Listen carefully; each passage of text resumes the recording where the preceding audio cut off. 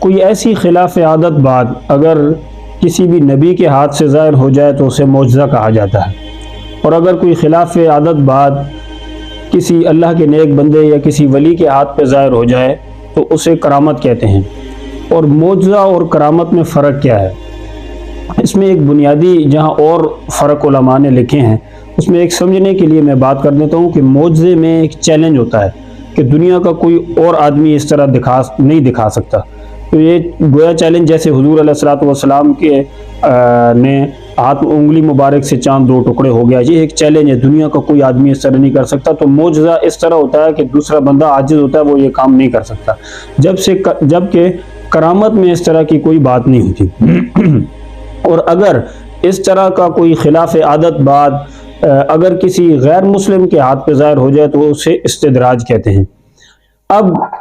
جو کرامت ہوتی ہے وہ اس میں ایک اور بات بھی ہوتی ہے کہ کرامت میں خود ولی کا ایمان پختہ ہونے کے لیے ہوتا ہے کہ ولی کا ایمان جو ہوتا ہے وہ اور مضبوط ہو جائے، جبکہ معجزے میں یہ چیز نہیں ہوتی کہ نبی کا ایمان تو ویسے ہی مضبوط ہوتا ہے اور پختہ ہوتا ہے، اور اسی لیے کرامت جب ولی کے ہاتھ پہ ظاہر ہوگی تو اس کا اپنا ایمان مضبوط کرنے کے لیے ہوگی۔ لیکن آج کل جو کرامتیں دکھائی جاتی ہیں اور پھر ان کو آگے بیان کیا جاتا ہے اور صوفیاء اور بڑے اسلاف کے ذمے یہ باتیں لگا دی جاتی ہیں، تو یہ جو باتیں ان کے ذمے لگا دی جاتی ہیں اکابر کے، اسلاف کے، بڑوں کے ذمے، ان کی اپنی تعلیمات ایسی نہیں ہوتی۔ جیسے آپ ابھی ایک ملاحظہ فرمائیں، اب قرآن مجید میں کیا ہے؟ قرآن مجید میں اللہ نے فرمایا وَالْقَمَرَ قَدَّرْنَاهُ مَنَازِلَ حَتَّى عَادَ كَالْعُرْجُونِ الْقَدِيمِ، کہ ہم نے چاند کی منزلیں مقرر کی ہیں،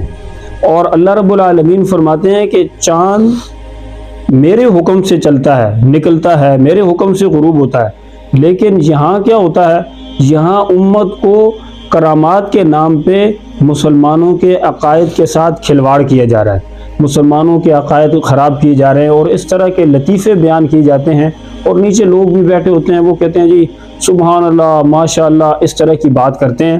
حالانکہ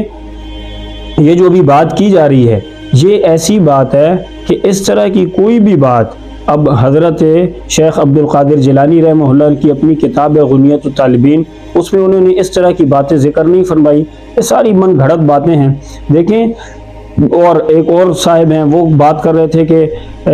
جو ہے انہوں نے کہا کہ ہمارے شہر میں رہتا تھا تو انہوں نے جا کے جہنم سے نکال کے اس اپنے مرید کو، یعنی اس طرح کی باتیں جب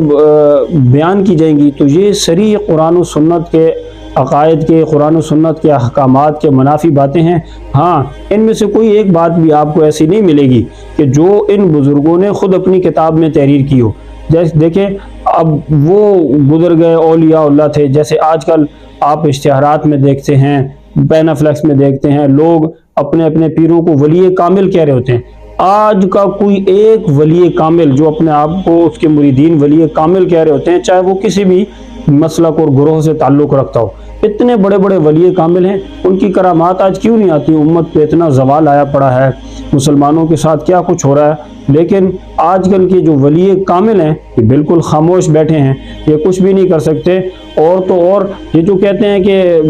حضرت غوث اعظم جو ہیں وہ صرف پردہ فرما گئے ہیں، اور یہ اس طرح کی باتیں جب کرتے ہیں تو وہ آج کیوں نہیں آتے مدد کے لیے؟ دیکھیں، ایک ہوتی ہے حقیقت، ایک ہوتی ہے کرامت، اور ایک ہوتی ہے حقیقت۔ اب اللہ کی قدرت میں ہاتھ ڈالنا، یہ جو باتیں ہوتی ہیں امت میں بیان کیجیے، اللہ کی قدرت میں ہاتھ ڈال رہے ہیں آپ۔ دیکھیں، آپ اللہ کی قدرت میں ہاتھ نہ ڈالیں، کرامت اور چیز ہے، لیکن اللہ کی جو قدرتیں ہیں، اللہ کی جو عجائبات ہیں، ان میں آپ ہاتھ نہ ڈالیں۔ اور امت کو آپ کیا بتا رہے ہیں کہ اللہ رب العالمین گویا اللہ نے چھٹی کر لی ہے، اللہ اپنے کام سے فارغ ہو گیا ہے کہ انہوں نے غوث اعظم کی ڈیوٹی لگا دی ہے کہ آپ یہ کام کریں، چاند آپ کے حکم سے نکلا کرے گا اور 29 کا ہوگا یا 30 کا ہوگا۔ تو اس طرح کی من گھڑت باتیں، فضول باتیں جو امت میں ڈالی جا رہی ہیں، کیوں؟ امت پہلے ہی قرآن مجید سے دور ہے، تو اس طرح کے خطبہ، واعظین جو حقیقت میں ان کا علم دین کے ساتھ کوئی بھی تعلق نہیں ہوتا، اور یہ مسلمانوں کے لیے خصوصاً